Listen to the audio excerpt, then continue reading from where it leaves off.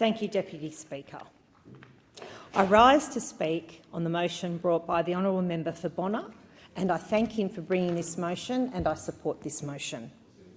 Deputy Speaker, this motion concerns education, particularly in the field of financial literacy, empowering our students, our children, our youth to be financially literate, to better understand our financial institutions, to be confident dealing with their own finances now and into the future.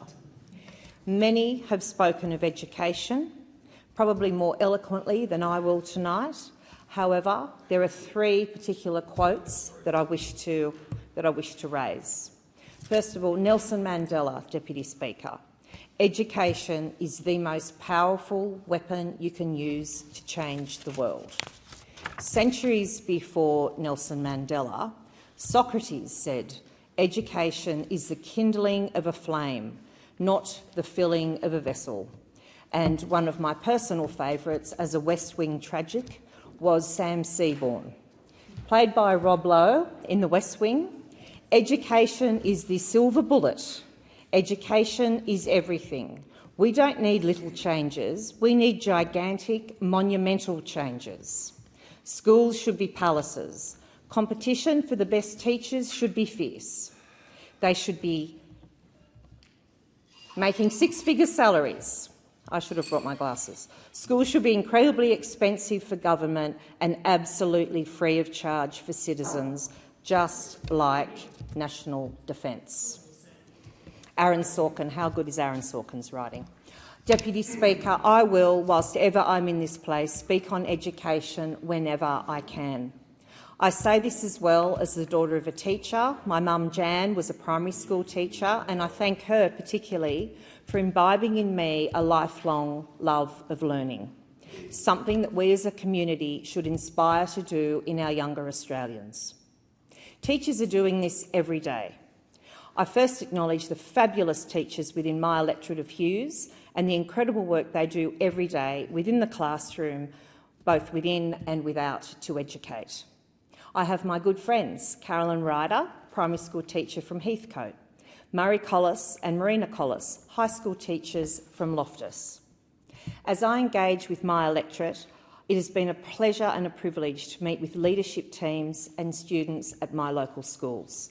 Recently, these are Innerborough, Como Public School, Shire Christian School, Wattle Grove Public School, Hammondville Public School, Minerva School, St Joseph's Catholic Primary Schools at both Como and Holsworthy. Excellent work is being done at all of these schools. Students are engaged and interested. Broadly, however, Australia's education standards on the world stage have been declining for many years. We can look at recent NAPLAN results for that, and I know that those results have been spoken about here in this place, and I don't intend to reiterate all of them. However, we are falling behind, and it should also come as no surprise that student enrolments in STEM-based subjects are at an all-time low.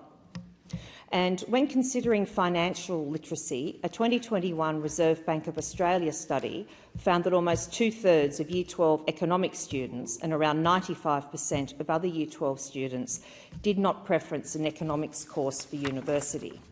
But, Deputy Speaker, financial literacy is not just about getting into university to study economics. It's not just about becoming an investment banker.